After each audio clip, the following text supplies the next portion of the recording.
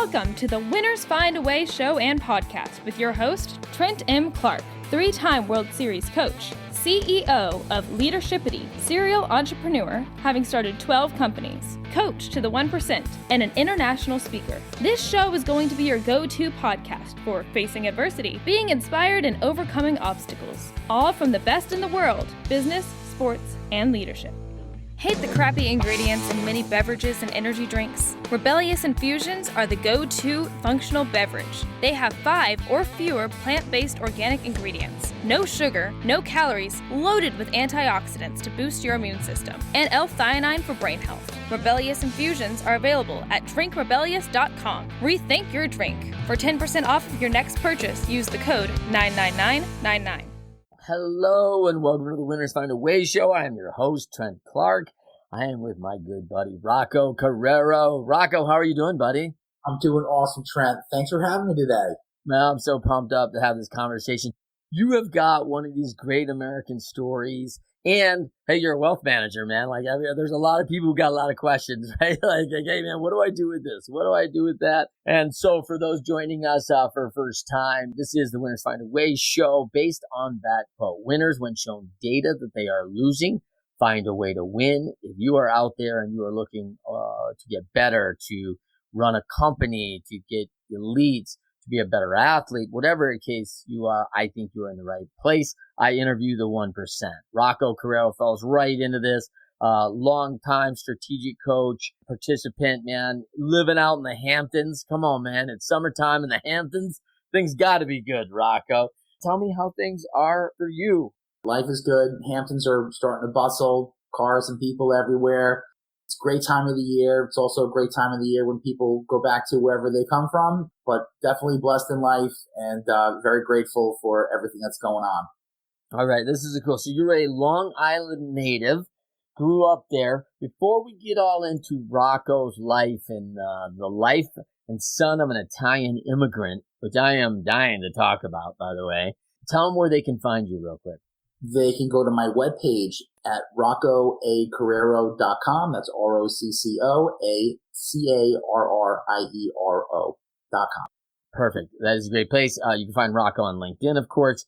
And you can also find his book. As you see, he's an author of the 3 Chords Approach.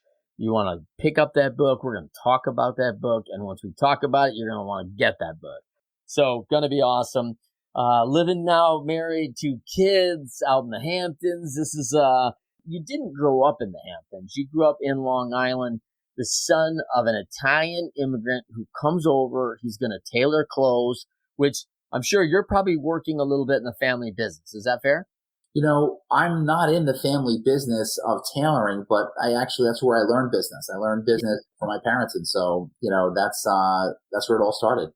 Yeah. As a kid, you're like, hey, I think that's one of the European things that I see that's really strong is like the kids are involved with the parents' work. I mean, that's just not uncommon. And I don't know if that always applies over in America. Like, I don't know if, and you've got a 13-year-old right now, right? Like, I mean, would you get him into the wealth management business? You got him working on the weekends, like saying, hey, listen, let's take a look at some Roth IRAs and see if these kids are, balanced out a little bit.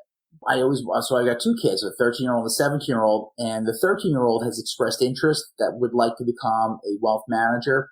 The 17-year-old kind of interested, but she wants to see what else is out there before she really looks at financial services. 2 teenagers right now. I mean, one of the biggest gaps in American education to me, Rocco, is personal wealth management. I've got 5 kids.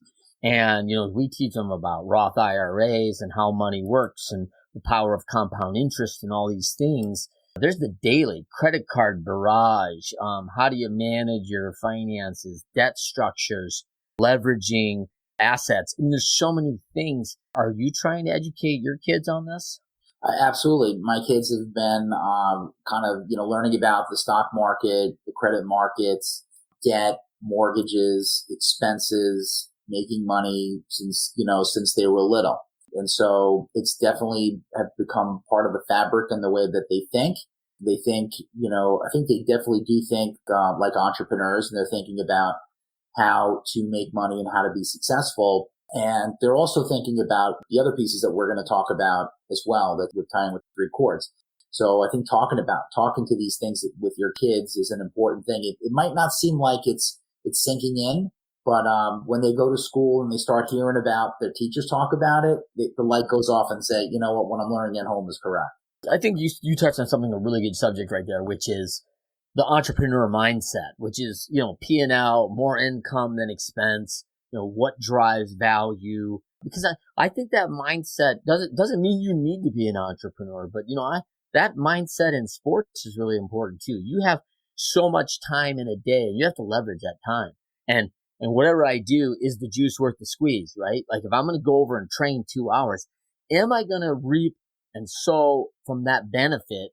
Or am I just over in the fields not really doing anything of value? You can't get that time back, right? And so, whether it's time or it's income, we start looking at value of those things and the return on those things. And they're really critical to our future. I think about that often. I heard listening to an audiobook years ago, and in the audiobook referenced around time, right? Is what I'm doing the best use of my time right now? And I ask myself that question every day, every appointment, every hour, because we all get the same amount of hours, right? 7 days a week, 24 hours a day. Why are some people more successful than others? We all get the same amount of time, and it really doesn't tie in with resources or education. It ties in with how you use your time. Yeah, I think it's such a valuable lesson. When I think if you're 13 and 17-year-old get that at this age, what an advantage, because it's a tough one. It's a real tough one. And, I've been lobbying for 30 hours from the big guy upstairs for a long time. And, I'm not getting it, right? I continue to get the 24 and I don't know if it's enough, right? And so it is a challenge. So you were a Johnson and Wales University grad, Providence, Rhode Island. Pretty cool little spot in Providence. A lot of education, Providence College, Brown University. It's funny for what I would consider a little bit of a downtrodden town right now. The high level of education in that town is significant. It's a cool city. When I was there back in the early 90s, it wasn't so nice. But the city has really done an amazing job of cleaning it up and making it into a terrific starter city for somebody that came from Suffolk County, New York, their first experience living in a city. So Providence, great town, a lot of college students, great schools, a lot of education. So, as well as the whole New England area is pretty amazing with all the different schools that are up there. A lot of learning going on in New England. Yeah, so I said it's pretty hard to be in the New England area with all these institutions, prestigious and volume, and not have a higher education discussion. Like, for me, when I think about kids in the New England area, I think about like they get to this 19-year-old thinking, yeah, college isn't for me. I'm like, how did you miss the discussion? There's so much going around that it's almost hard not to go to university. I never understood that when people say college is not for me. There's something for everybody in it. And it's a great time in life between the age of 18 to 21 or 22 to go there and meet people. If you're not interested in the academics, you might be interested in the social aspects of it, developing a network. You never know who you can meet. I think everybody should go to take those years and go to school. I really do. It doesn't have to be an accredited university, but take those 4 years for learning for sure. Yeah, I think that's such good advice. And I think there's so much more learning than classroom learning at a university, right? There's independence and how to get along with people and how to manage self-finance, laundry, the daily responsibilities of adulting, right? And there's so much more to those 4 years than, get a degree, become an expert. You became an expert in finance and wealth management. You're an MBA grad. I mean, what most people don't know about Rocco living in the Hamptons, working with some of the top business owners in the world, working with millions of dollars of assets under management, is that you were kicked out of college when you were 19 years old. Yep. I was at 19 years old, was focused on the real fun extracurricular aspects of college. I had a kind of like a side business that focused on developing, going to really not nice bars that were kind of like rat holes, but I'd bring in the cool bartenders and the bouncers, and we take this bar that wasn't doing any business and we made it really successful. And so I wasn't focused on the academics. I was focused on entrepreneurship and made a bunch of money in school, but school wasn't happy with me and they politely asked me not to come back, which was a real kick in the face, real disappointment to my father, my parents, my mom, my dad looked at it like, well, I guess he just can't do the work. And I was so embarrassed about it. We've got a large Italian American family and my cousins and my aunts and uncles. It was just a real bad time in my life. And I was embarrassed. And they said, okay, I can't mess around anymore. I gotta get back into school. Gotta do well. Gotta get back to Johnson and Wales. Gotta finish. I had a girlfriend there at the time who's now my wife.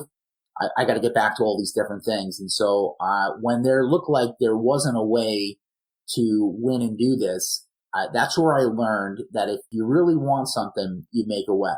And I did it. I got back, got into a community college, did 2 years in 1 year, got back to Johnson and Wales, finished with like nothing but A's, went on, did my MBA, I've had a great career. But if that didn't happen to me at the age of 19, not quite sure where I would be. And if I had to guess, I don't think I would be where I am today if I did not have that happen to me at 19. Yeah, like what a great lesson. That in hindsight, right? I mean, I can imagine like, man, like probably your parents probably didn't go to college, right? Italian immigrants, they came over. He's a tailor and hustling, to make sure and provide for his family and create a better life, right? And you've got these kind of like, this is a prestigious thing in the family to be at. And you just went and mucked it up, right? And you were booted and the shame and I also like want, as I got kids, right, in that marrying age now, I have almost three in their 20s now. And you're looking at, hey, these are potential future in-laws. And like, oh yeah, hey, my boyfriend got kicked out of school. He's a great catch, Dad. You can imagine like, this isn't probably the light I want to have shine on here as a future, son-in-law of this person, right? It was one of the worst things that could happen to me, but it was a great learning experience. I learned a lot from it. You're right. If my daughter came home with a guy, oh yeah, he just got tossed out of school, but I really like him. And it's so funny. But again, I think the learned lesson with that is that I really had a choice. I could have either have gone in two directions. I could have said, screw college. It's not for me. I'll go off and I'll do something else.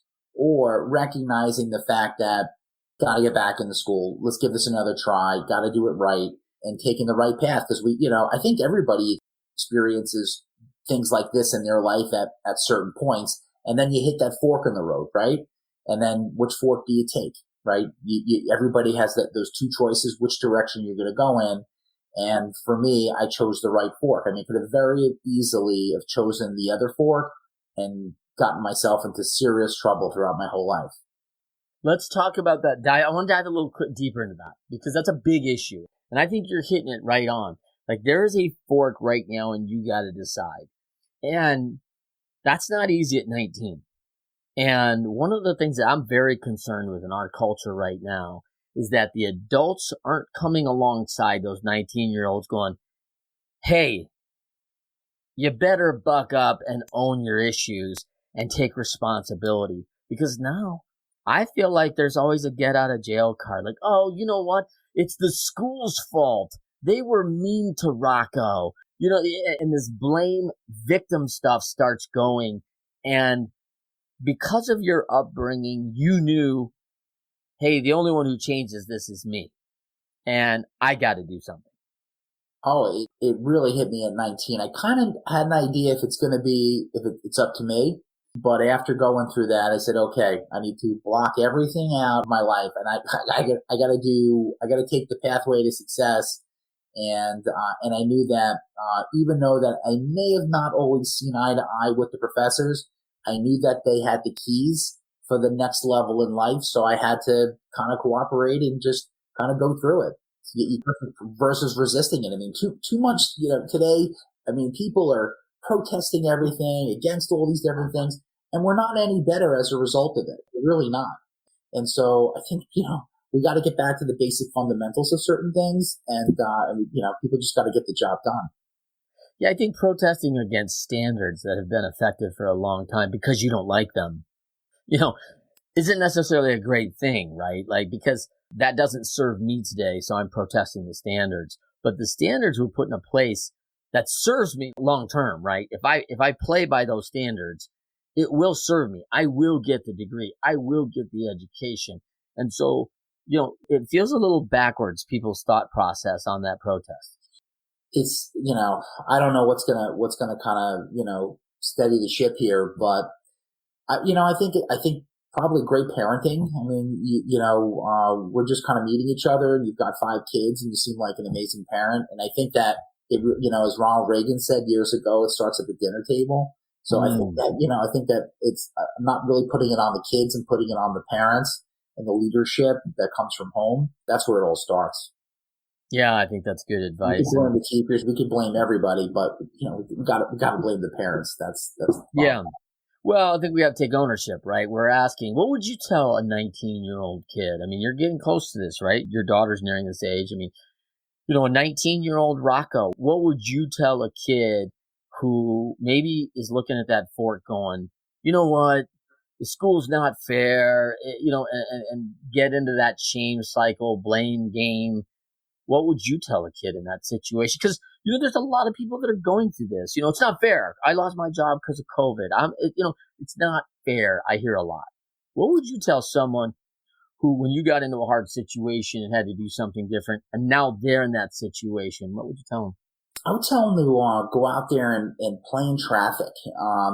What I mean by that is get out there in the mix, meet people, talk to people that have done things that you'd like to do in life.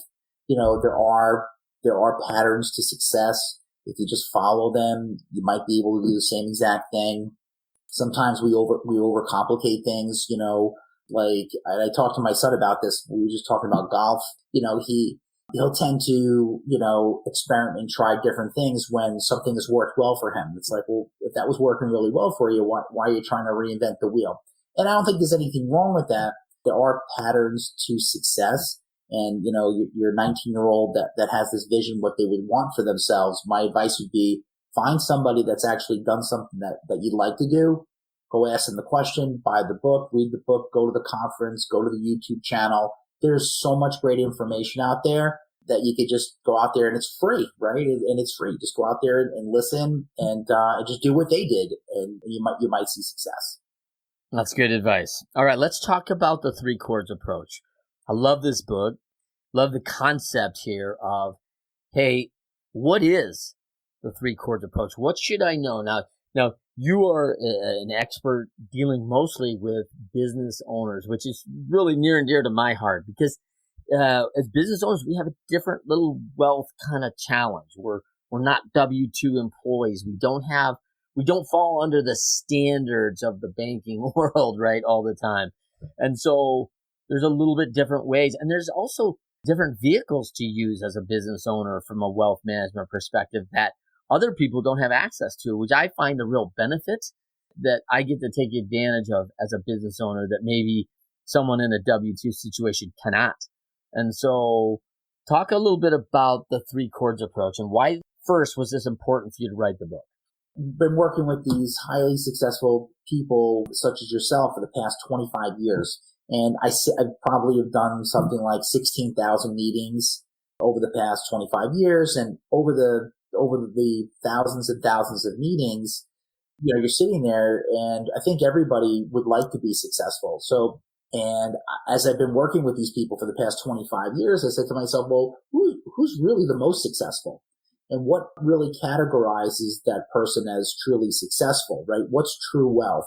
And was it the person that had the most amount of money? It wasn't the person that had the most amount of money because after you accumulate a certain amount of money, anything more than that, it doesn't really, there's not a huge impact after a certain amount. Was it the person that had a great family life? Was it a person that focused on themselves as an individual, like as far as taking care of themselves and their wellness, hobbies and interests? And it was the person that actually focused on all 3. Not at once, but all 3. That's the person that experienced the truest amount of wealth. They were the happiest. They were the most productive. They were the healthiest. They had the greatest longevity. They had the greatest relationships. They had the greatest contribution to their community. And so the idea behind the three chords is that each of the three, family, business, and self, represent the individual chord. And that when you put all three of those together, it's like a rope. It becomes unbreakable. But if you're just focused on one or two, or just, that's when the cord snaps. And if you're in business and you're an entrepreneur and things aren't going well at home, it's going to impact your business, right? If you're not able to take care of your health and yourself, it's going to impact your family life, and it's going to impact your business. So that's why I decided to write the book. And of course, it ties in with all the different wealth management, financial planning concepts that are inside of it as well. Love that. Yeah, I'm often reminded of Ecclesiastes 4:12, right? A cord of three strands is not easily broken. Right. And, biblical principle of that, hey, there's strength in numbers. You need to understand that this provides quality. It provides strength. It provides durability. And it's so good. It's like that three-headed monster, right? From the old, Godzilla days of the Rodan, right? And so let's dive into this a little bit real quick on the three chords.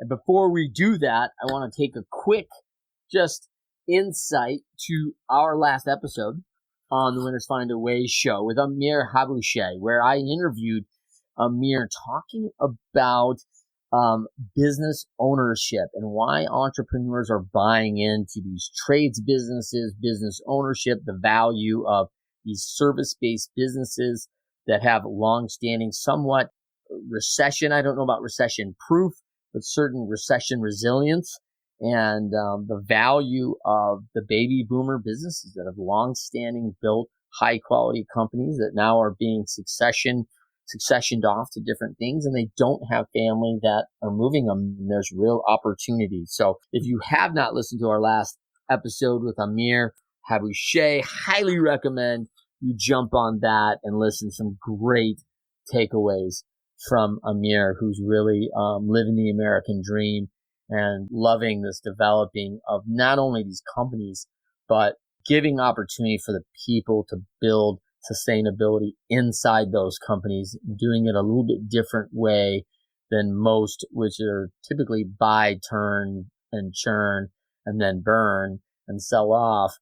And he's doing it a very different way to build sustainability. So pretty cool.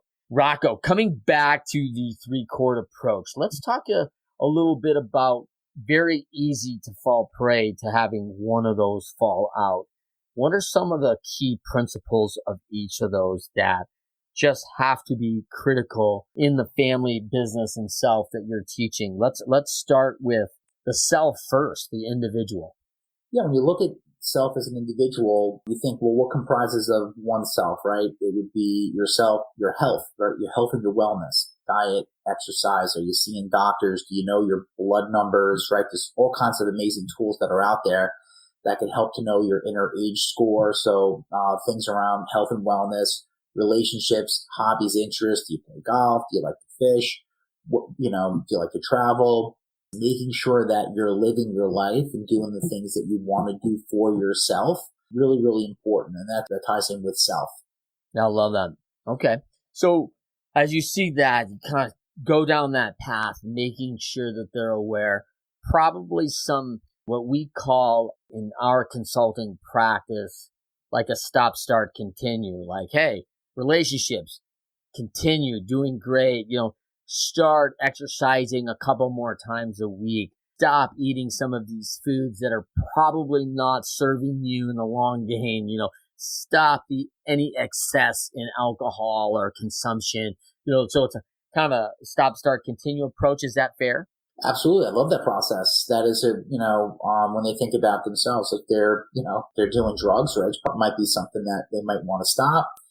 Something that they might want to start is exercising if they're not exercising, and other things that they're continuing doing. But again, that's when you think about yourself, that can apply to all the different aspects for sure. Sure. All right. So let's go to the family. What are some of the key elements to really strengthen that cord to assure that we've got that right? It's something that my accountant said this to me once. She had said, "Listen, Rocco," she's like, "being a parent is the hardest thing in the world if it's done right, right? You can be a parent and be an absentee parent, but being there for your kids just is a really, really important thing. So when you think about family, relationship with your spouse, significant other, your kids, your parents, your extended family, and then also your friends, right? So a lot of people, their friends are like family. And so a lot of times when you hear the word family, you just think of blood relatives, but I also mean the people that are really the closest to you. And you got to invest the time, right? You got to put the time in now because you may not get a chance down the road. And just like financial investments, relationships are also investments. And just like you have to, in order to grow your money, you got to put the money in. And your relationships with the people that are closest to you, you got to put the time in. If you don't put the time in, you're not going to get a rate of return. Just like with financial, if you don't put the money in, you're not going to get any rate of return either. Yeah, I love that. It's really good. When you really think about that, right? Like you're a wealth management and you're really managing time and money all the time. All the time. All the time. Yeah. So let's move to business. Some of the key elements of getting the business right, your business. Really important, right? The aspects that you learn, right, as a business owner. And that's, one of the reasons I kind of would love for my kids to become entrepreneurs, not for what necessarily they could buy with the money that they make, but for what it actually they create in themselves, right? Entrepreneurs are people that find a way, great skill set. So, money is important. I hate when people say, oh, money's the root of all evil. Money's all these different problems. Money makes things possible. And what money is money's an emphasizer. So if you're a real good, solid person, the more money you have, the better person, the more that you're going to be able to take those positive qualities and expand them. If you're a mean, rotten, nasty person, you add money to that, you're just going to emphasize that as well. But money is really important because money makes things possible. And having that be one of the chords is going to help you with the other two things. People that have more financial resources typically do receive better medical care. People that have more financial resources might be able to do more with their family, with their friends, be able to help people in their community. So, when people say that money is not that important, money, I would put it up there as being, after oxygen in your family, probably, and your friends, probably the next most important thing for sure, having resources. So it is a really important thing. Yeah, these business owners, as they get this financial right, is in a matter of making sure the P&L, the debt structures, the people are taken care of, rainy day funds. I mean, you're going through a checklist, a hot sheet of how my business is set so that I've got some resilience here that prepared for the good and the bad. That's financial planning.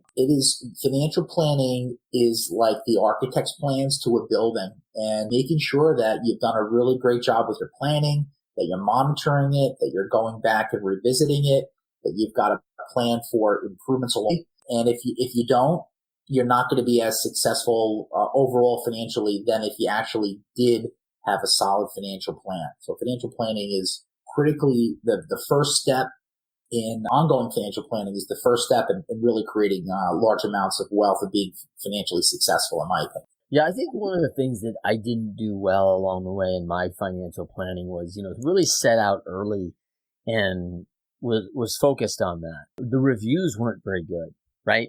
Because, life at 25 looks one way. Life at 30 looks a little different. Life at 35 looks a lot different, right? That 25 to 35 gap is like, whoa, now there's 3 kids, a mortgage, maybe a couple mortgages. There's a lot of assets. And, I've often said about a lot of our friends, Rocco, have a lot of wealth. They have a lot of assets. They have means.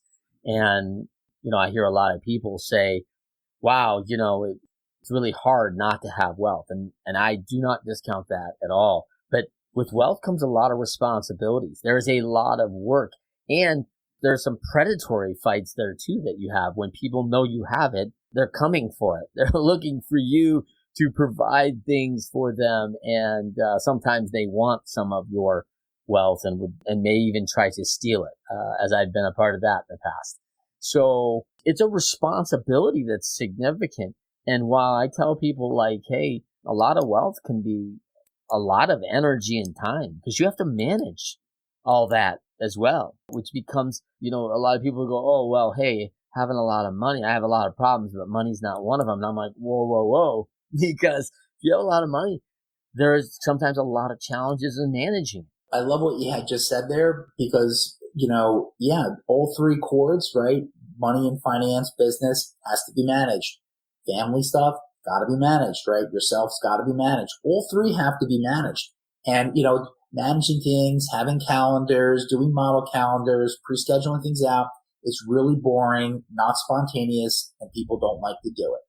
But to operate at a high level of all three, they have to be managed. They have to be scheduled. You gotta talk about it. I mean, you can't just leave it out there for chance. If you leave it out there for chance, you might get lucky and things fall into place, but the odds are not in your favor, to get things done if you leave things out to chance. If you really want to get something done, you gotta manage it, right? What gets managed gets done. That's the bottom line. Now, that's really good. Yeah. As soon as you said that, you want the odds in your favor. I immediately went to the Hunger Games. May the odds be forever in your favor. Which, of course, no one has good odds, right? Like the odds are terrible. You're likely going to die, right? And so it's one of those things that. What do you think that cadence is, Rocco? When you talk about, you really did a nice audit of success here for the three chords approach and what you saw through these thousands and thousands of meetings, what you would define success as. Is a cadence, once a quarter enough? Do I need to be doing this, every other day? Probably not. Is every other year too infrequent? Talk to me a little bit about cadence. I love the idea of journaling, and if you have a journal, you just basically take some blank pages and you write in there. And for people that like to journal every day, they could basically build 3 columns out. How they doing in those 3 areas, right? If they want to do it monthly, quarterly, I think people that look at it at least on a biweekly basis are going to do better at it than the people that look at this every 2 or 3 years. Mm-hmm. So I'm not sure if it's something that somebody needs to do every single day, but I would say, as far as frequency, revisiting all 3 areas at least minimum once a month. That's great. How you doing? You can give yourself a report card. How am I doing? If you're missing all the activities that tie in with your kids, be honest about it, and give yourself an F. It all starts with defining your values. Everybody's got 5 values, whether they have them on paper or not. There are 5 things that they operate their life to. And if they clarify them, if they do the values exercise and they actually know that, they'll see that's how they make their decisions. If family's not one of their values and self is, they will choose themselves over their family all the time. And they're like, well, how does that person keep making those decisions? Because it's one of their values. We make all of our decisions based upon our values, period. Whether we know what our values or not, when you see people make certain decisions, that decision ties in with one of the 5 values. Well, it's funny, Rocco, I don't know if you know or not, we talked a little bit, offline that I am an entrepreneur organization member, and unbeknownst probably to you is that every month we meet with our business forum. And that is a group of 8 to 10 other businesses that can't be competitive to you. So we have a very open environment to talk about the top 3, 4, 5% and the bottom 3, 4, 5% without the issue of having any competitor in the room and for our businesses. So, and we report every month on our family, on ourself, and on our business, both the positive, the top thing, the thing that absolutely was just incredible, that's the most positive thing and the emotions tied to that, and the negative and the emotions tied to that, and why that's important and why what may have happened and significant in that.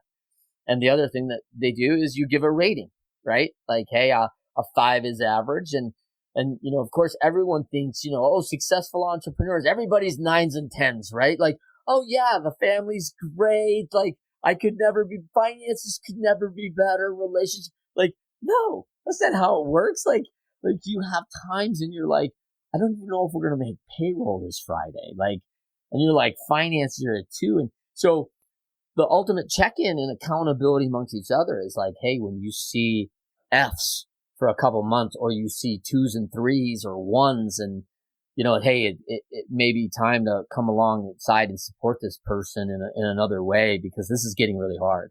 And that's what the structure is built for. And that's so valued to have an advisor like yourself who you can check in on that, and you understand exactly where people are at, and they're open and honest about where they're at and understanding on that 3-chord approach. It's pretty awesome. One last point to that, the best time to get started on all three is like now. I see people that are highly financially successful. They're playing catch up now, and they're trying to make up with their kids and their families, and they're making, they're applying money to that in hopes that they can make a difference. But sometimes, I don't want to say it's too late, because it's never too late. It's either you got to put some time in now, or you're going to have to put a lot of time in later. And so it's one of those things where it's one of those things that either you're going to pay now or you're going to pay heavily later. Yeah. And and it isn't worth it, right? Making money is really important, but making all the money in the world, but like blowing up all your relationships, personally and professionally, it's not worth it. I see it. It's just not worth it. Yeah, and I think that's really strong. I mean, we've got friends, right? Or maybe even ourselves who have gone through this, where you let self go, right? And you're like, man, like, hey, I got to lose these 75 pounds. And you're like, whoa. And from a guy who's a health and wellness guy, a lot of people come to me and go, listen, I've neglected myself for like 20 years and I really want to get fit. We're going to take like 2 weeks. I'm like, you spent 25 years putting the body together like this. Like, it doesn't change in 2 weeks, right? Like, this is now really hard to come back from and get it back on the rails. Like, you were way off the rails. And so here's that cord that's been neglected for a long time, whether that's a family, whether that's a self or business, and then trying to fix that is really, really hard. Really hard. It's not that often that you see somebody who's in great physical shape, like, premier top shape, top at their business, and also top at their family. One of the things you do see is, people that might be top in business, top physically and themselves, a lot of times they neglect their family. So that's the most common thing that I see when I see somebody's in great physical shape, is that they're out of balance. And so I'm saying that you got to pay attention to all three. Both require energy, and you got to put the time in. I can tell you myself, that's the area that I lack in, right? And that I'm constantly trying to improve. And I think a lot of the people that you talk to, same exact thing. It's the thing that they're trying to improve. You got to put energy into all three, because if you just let yourself go, at some point there's going to be a crash landing. And if you're gone, what good is that for your family or your business? That is exactly it. Well, listen, awesome to have you here, Rocco. Great talk on the 3-chord approach. For those out there, go out, get that book. Rocco, how can they find you? Tell them again. Go to our website at roccoacarriero.com, and they could, check out more information on the book, take a quiz. There's a lot of information on there for them to enjoy and find useful. And if anybody has any additional questions, they can reach out for sure. Perfect. For everybody else, thank you for joining us on The Winners Find a Way. Thrilled to have you here as always, every Friday, 12:30 p.m. Eastern, 9:30 a.m. Pacific, LinkedIn Live, YouTube Live on the Leadershipity channel, and of course my Facebook Live also. So for all those, again, we will see you next Friday on the Winners Find a Way show. Rebellious Infusions are organic flavored water enhancers. Rebellious provides clean, focused energy in liquid packets. Just tear the corner of the packet and pour 16 ounces of water. Rebellious Infusions have no sugar, no calories, and up to 300 milligrams of antioxidants and loads of L-theanine for brain health. Rethink your drink at drinkrebellious.com. For 10% off of your next purchase, use the code 99999. Do you want to be our next guest? Or do you have inspiring stories to share? Or do you love to inspire, support, and empower thought leaders? Feel free to send Trent a direct message on Instagram or Facebook at Leadershipity.